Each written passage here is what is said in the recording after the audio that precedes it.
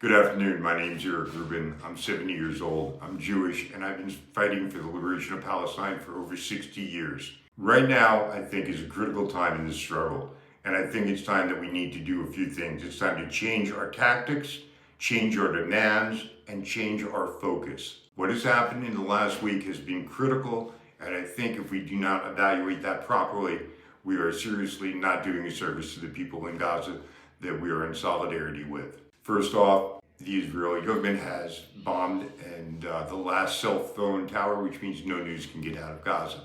The second thing is that Israel has now attacked Iran to try to take the face off of what's going on in Gaza.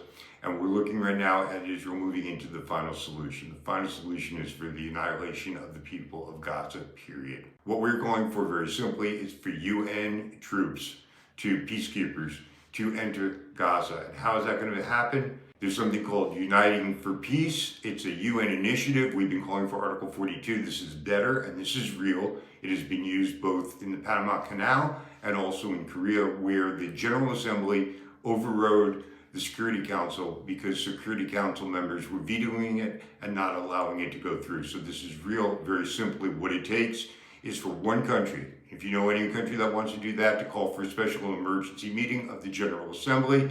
They vote on it, 2/3 majority, troops go in. UN troops and any other troops from countries that want to support the UN under the UN leadership. Now, there are two proposals out there right now, one calling for UN troops, one calling for troops going in just from various countries. We support both proposals. Now is not the time to quibble. What we need to do is get the troops in there. The people in Gaza are begging to stop the genocide. Now, there's been a whole argument about trying to get the humanitarian aid in. And we saw what happened with Egypt being the lapdog for the United States and for Israel in blocking the people's caravan.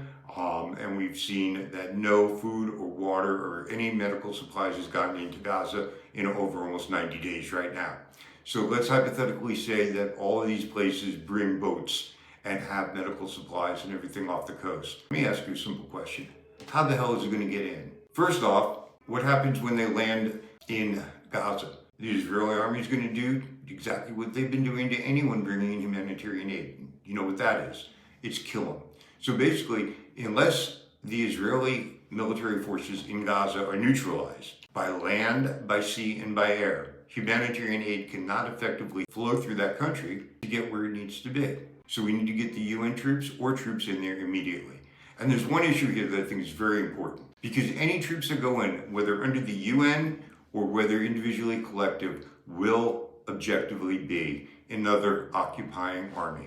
And we need to see that. And one thing I think has to be very clear is that whether it's the UN peacekeepers or whether they're individual countries going in, that the people of Gaza, the people of Palestine who've been fighting for liberation for almost 80 years, those people and their organizations, their liberation organizations, are the legitimate organizations. And that any peacekeepers, any foreign countries going in must recognize all organizations that have been fighting for the liberation of Palestine as legitimate organizations that cannot be branded as terrorists and cannot be threatened or seen as anything other than basically the organization that legitimately fights for the people of Gaza and for Palestine. With that being said, the UN peacekeepers or any international groups that go in there have to see themselves as an occupational force, do what they need to do, establish the security of Gaza under the leadership of those organizations